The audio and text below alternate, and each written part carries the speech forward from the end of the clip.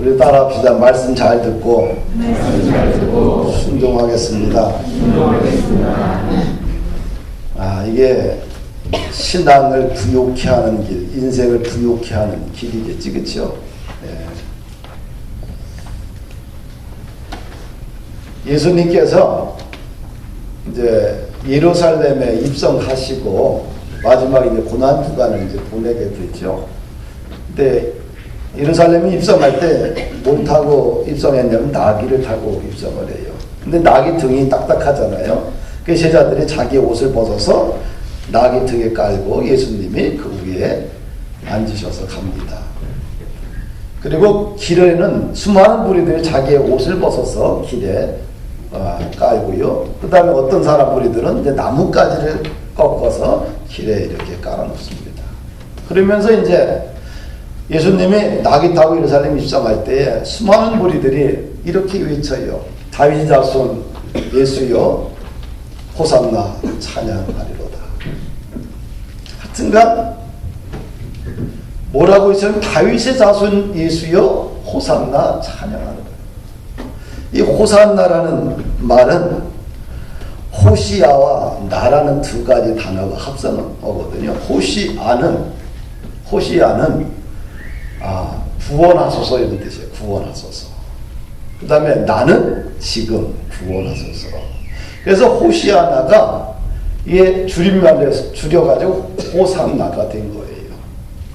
지금 구원해 주소서. 나귀 타고 예루살렘 입성하는 예수님을 향해 수많은 무리들이 호산나 지금 구원하소서. 하여튼간 3일 후에는 이들이 다 예수를 십자가에 못 박아 죽여야 됩니다고 외쳤지만 그들이 호산나 외치는 것은 맞다. 오늘날 우리들 인생을 살면서 어떻게 돼? 뭐가 필요해요? 진짜 구원이 필요해요. 그렇죠? 먼 훗날 죽어서 구원도 좋지만 그렇죠? 지금 현재 우리 인생에 구원이 정말 필요하다. 호산나가 필요하다. 안 그래요?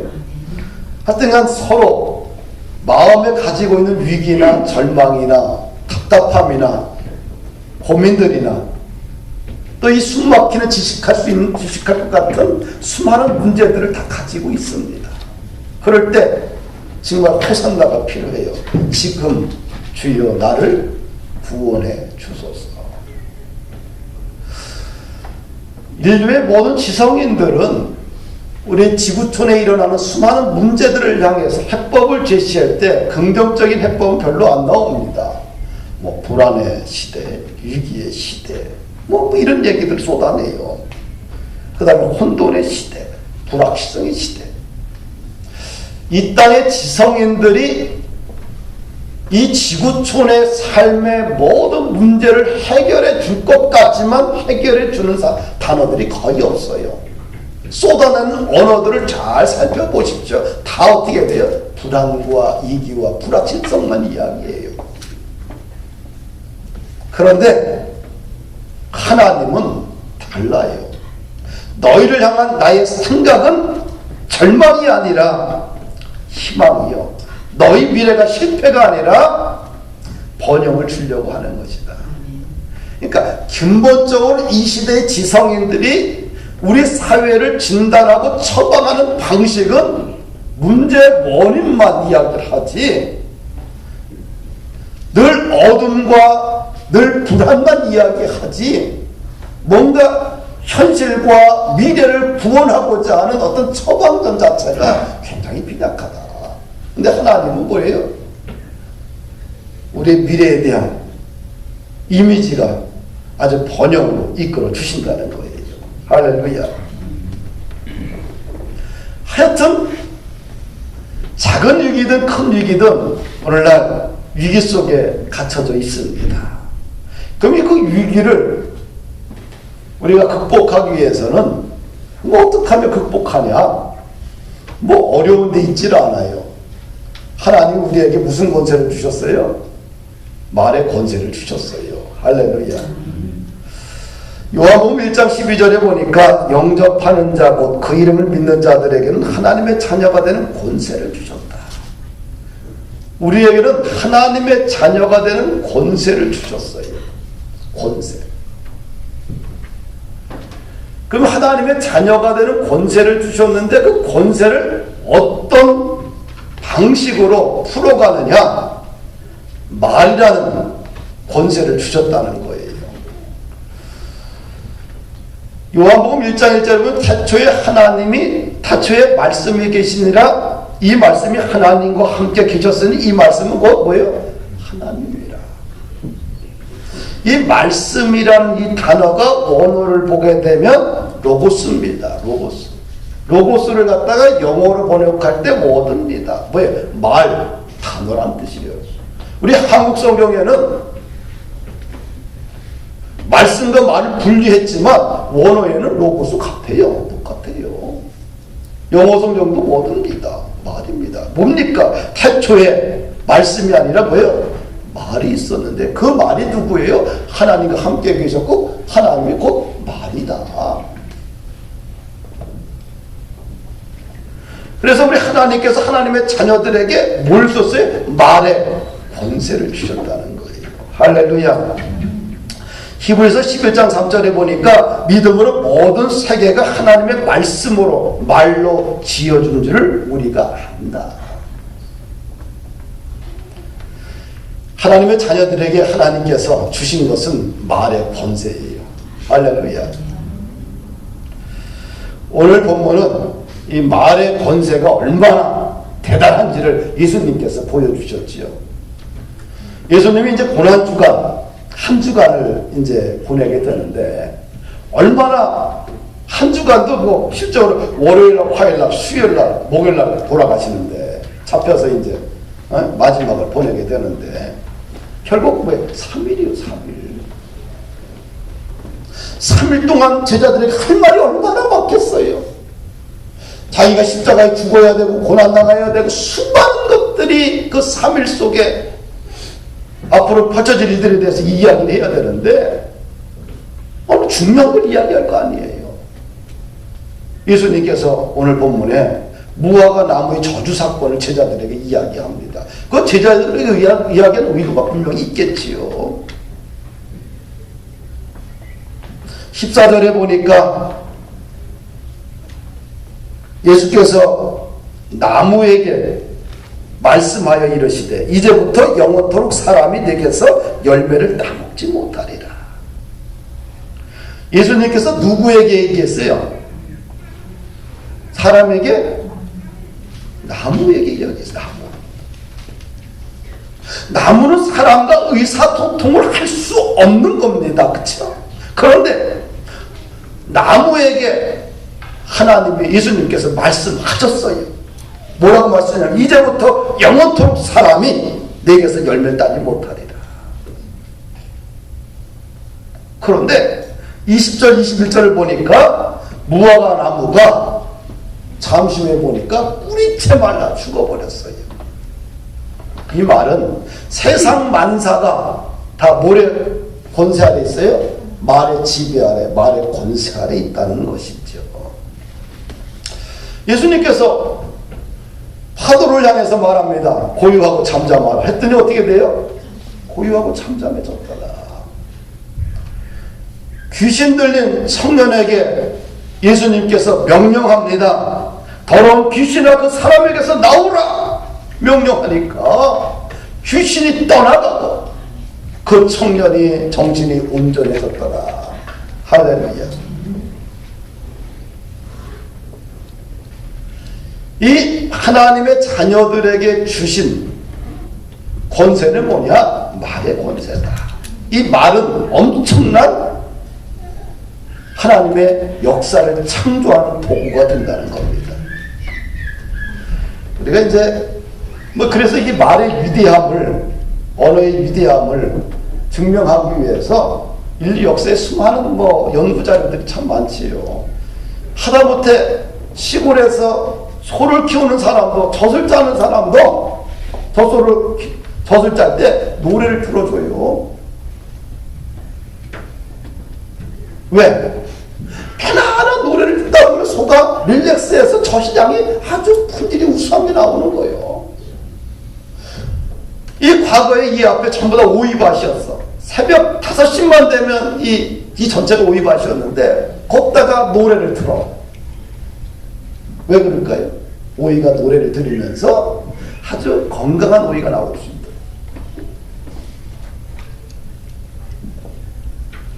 언어에는, 말에는 권세가 있다. 할렐루야.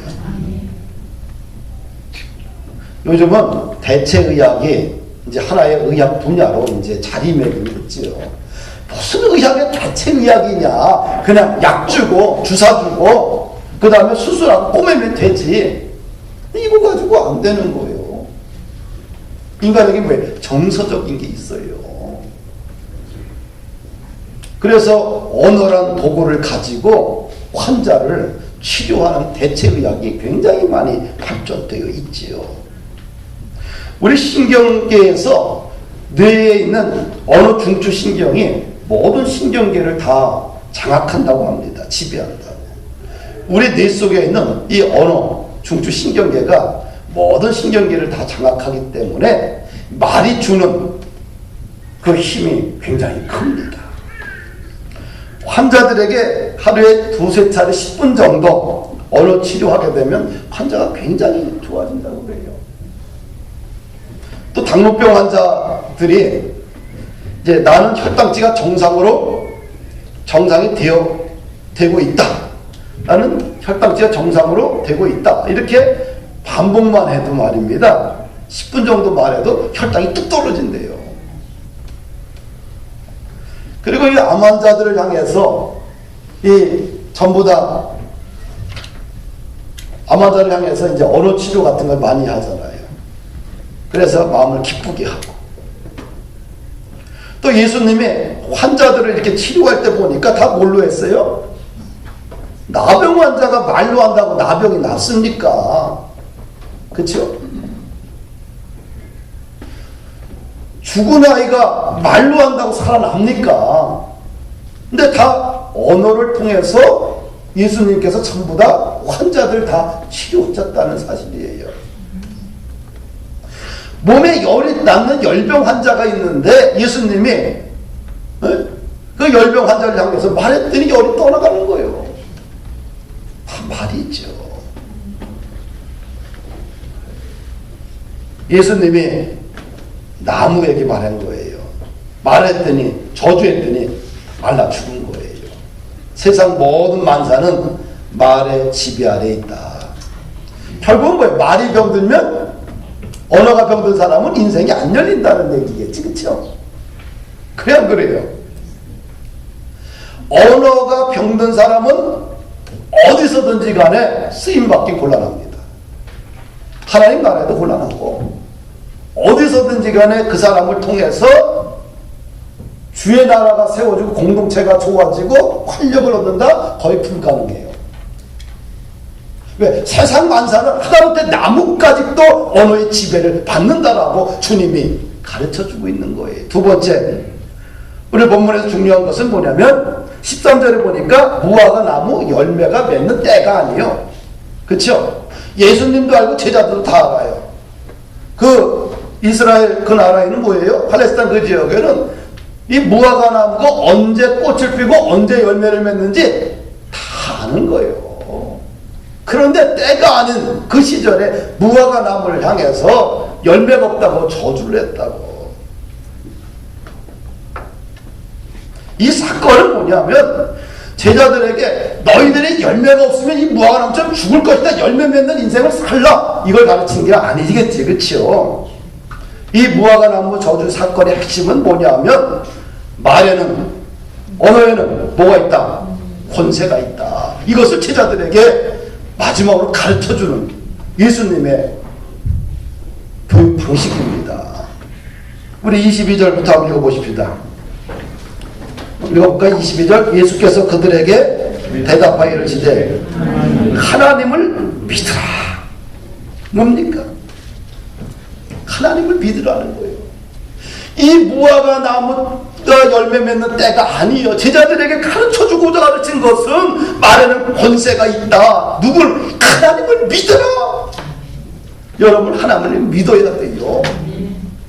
믿어야 돼. 믿어야지만 진짜 인생의 위대한 변화가 시작이 돼요. 22절을 보니까 23절 보니까 내가 진실로 너희에게 이르노니 누구든지 이 산더러 들려 바다에 던져지라 하며 그 말하는 것이 이루어질 줄 믿고 마음에 의심하지 아니하면 그대로 되리라. 예수님이 강조를 하잖아요. 내가 진실로 진실이라는 것은 히브리어 용법 중에 아주 강조 용법이에요. 예수님이 강조하는 거예요. 하나님을 믿으라. 내가 진실로 너에게 말하는데 누구든지 믿으면 그대로 되리라. 누구든지. 여기 보면 목사만 믿으면 목사에게만 하는 것도 아니죠. 그렇죠? 누구든지요. 병이 들은 사람이나 건강한 사람이나 노인이나 어린아이나 지금 위기 속에 있는 사람이나 잘 되고 있는 사람이나 관계하지 않고 누구든지 하나님을 믿으면 그대로 되리라. 그런데 23절 보니까 산더러 들려 바다에 던져지라 하며 그 말하는 것이 이루어질 줄 믿고 마음에 의심하지 아니하면 그대로 되리라. 하여튼간 뭐예요? 언어의 권세, 말의 권세를 가르쳐주고 있다. 사람이 말입니다. 되는 사람과 안 되는 사람의 차이점이 있어요. 저는 간단해요. 이 사람의 언어가 죽어있으면 그 사람은 안 되는 사람이에요.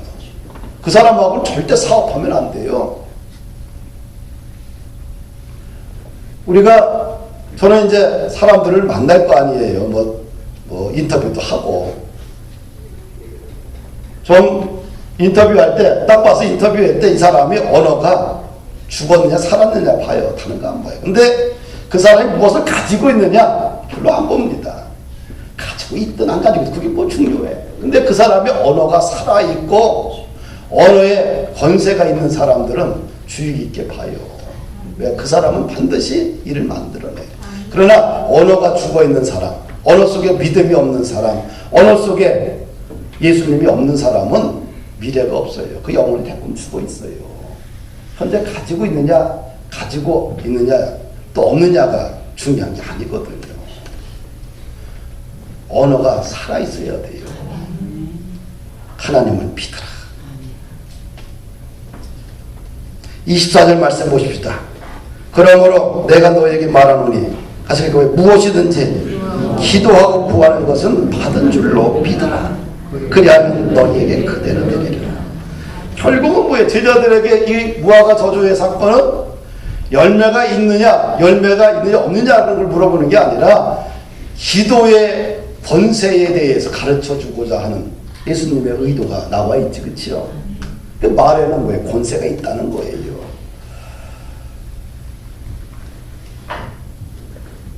제가 대학원을 이렇게 다닐 때, 신학교를 다닐 때, 목회를 하면 어디서 할까 하다가 이런 생각을 해요. 그래도 이 학교 다닐 때 이런 과목들이 있어요. 뭐 개척론 같은 거 있어요. 그러면 얘기하는 게 뻔해요. 신도시, 또 사람 많은 곳, 그렇죠. 등등 이런 것들을 다 배워요. 근데 나는 이제 그냥 목회 별거냐. 좀 조용한 곳에서 좀 한적한 곳에서 좀 이렇게 좀 나무 밑에서 있었으면 좋겠다. 땅도 있고 밟으면서. 그런데 그건 사실은 목회 개척의 원리에서는 완전히 빵점이요. 그래서 그런 생각을 가지고 늘 있다 보니까 어떻게든 말하다 보니까 오늘 봤더니 여기 와 있는 거예요. 그래서 우리 그 당시 이제 개척론을 가르쳤던 홍 교수님께서 여기 와 보더니 혀를 탁 치면서 빨리 여기를 정리하고 나가라. 이런 데서 무슨 교회가 되냐. 그래서 이제 그분에게 내가 교수님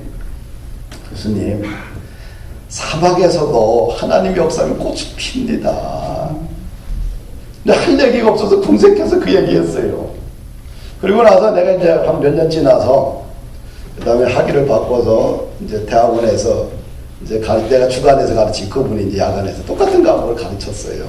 그러면서 그 학교에서 만나면서 요즘 어떠네? 그래서 그냥 굴러가고 있어요. 이제 그렇게 말하는데 하여튼 왜 언어에 지배를 받는 게 인생이더라. 그러고 나니까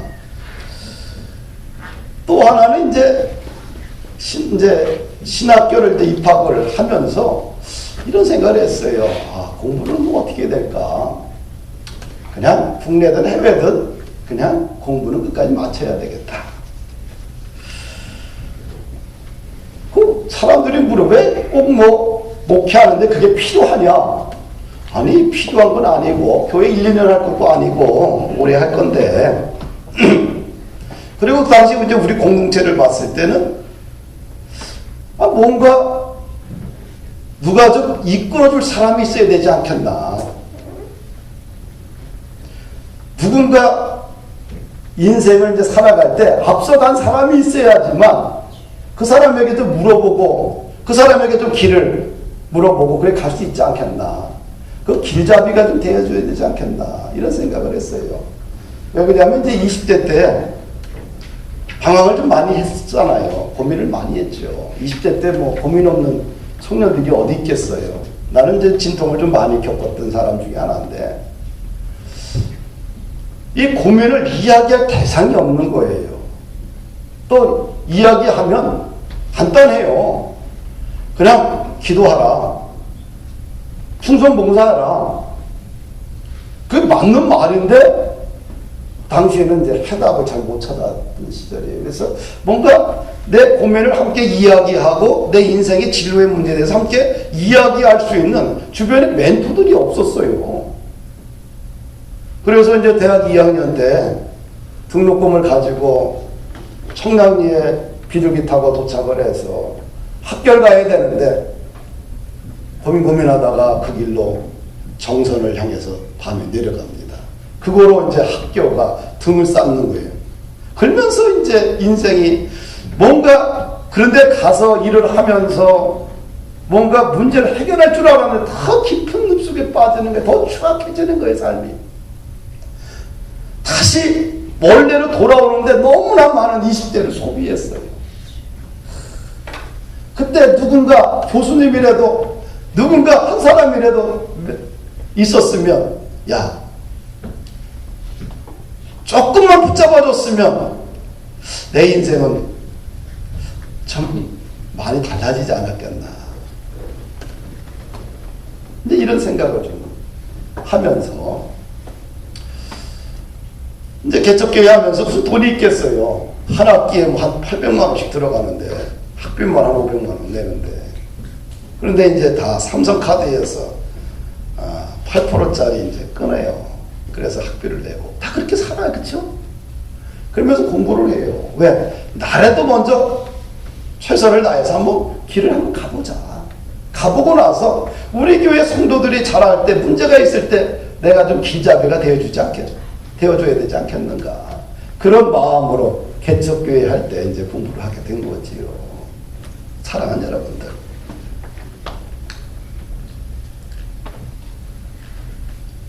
뭐 얻은 것은 다 말의 권세 아래 있다는 거예요. 그래서 이 언어가 살아있으면 그 사람의 인생은 반드시 일어납니다. 근데 언어가 죽어 있잖아요. 그 사람은 절대 그 늪에서 못 빠져나와요. 이 정도로 언어는 우리 삶의 모든 것을 다 지배한다. 사도행전 3장에 보면 베드로와 요한이라는 제자가 나오죠. 근데 안진뱅이를 일으켜요. 이게 불가능한 이야기죠. 의학 수술을 한 게 아니에요. 금과 은은 내게 없거니와 내게 있는 것을 내게 주노니 나사렛 예수 그리스도 이름으로 일어나 걸어라.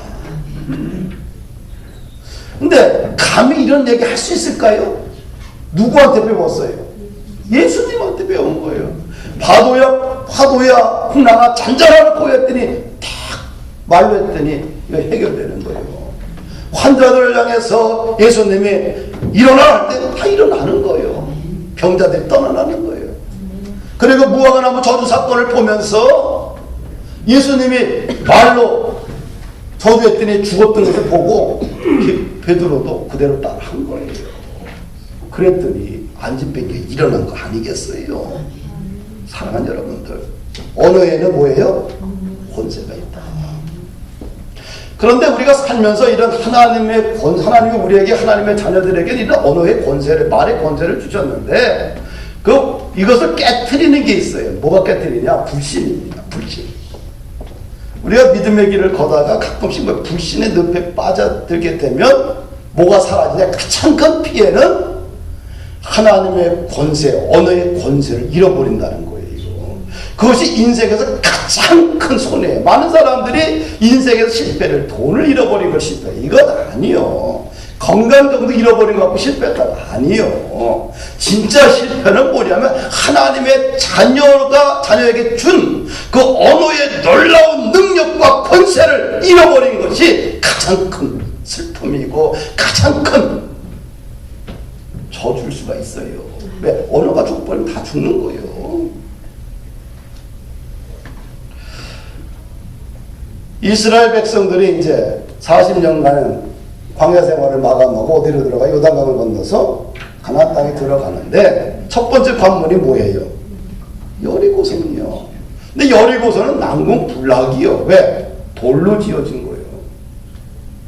견고한 성이요. 근데 그 난공불락의 여리고성을 갖다 무너뜨리는 계책이 아주 원시적이에요. 뭐냐면 하루에 한 바퀴씩 돌라.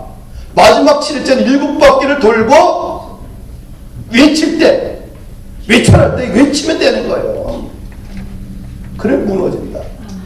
그런데 조건이 있어요. 매일 한 바퀴 돌 때마다 아우 날 하지 마라. 우리가 그 성을 돈다고, 견고한 성을 돈다고 이게 무너지겠습니까? 어떤 누군가 아니 여호수아여 돈다고 무너집니까? 누군가 수근거리고 수근거리다 보면 불신이 쌓이게 되고, 그러면 사람들 공동체가 한순간에 와락 무너질 수밖에 없다.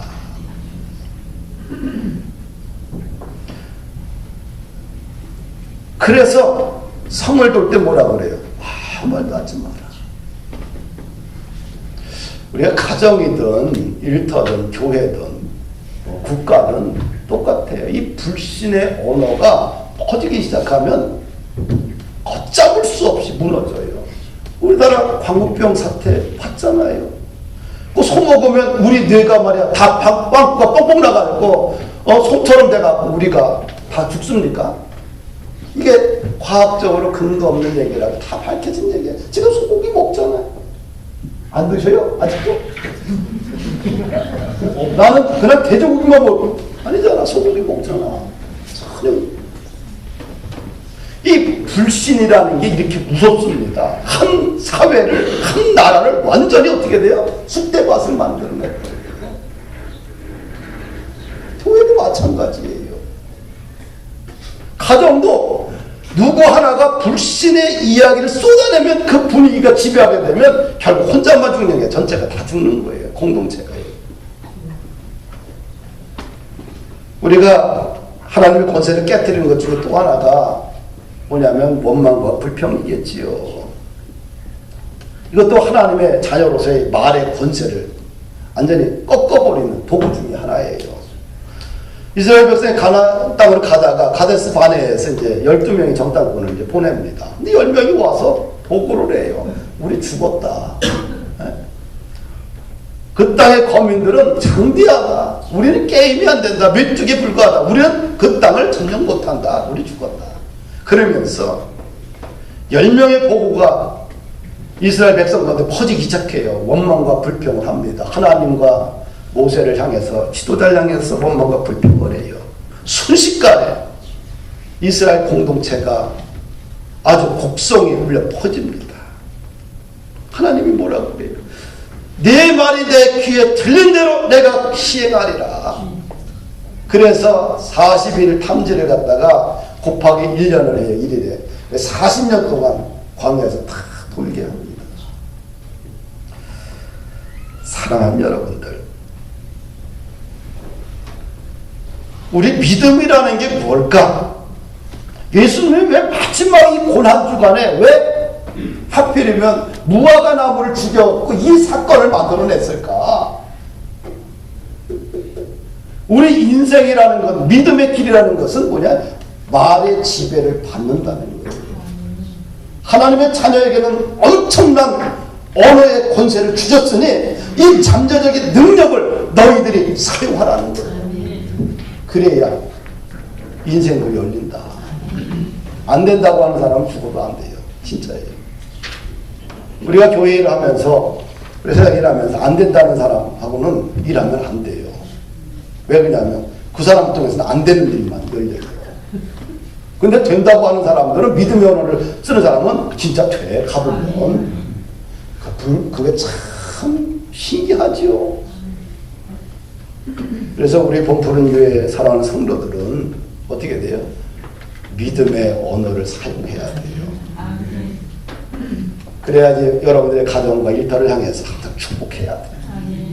그러면 반드시 그렇게 사람은 잘한다.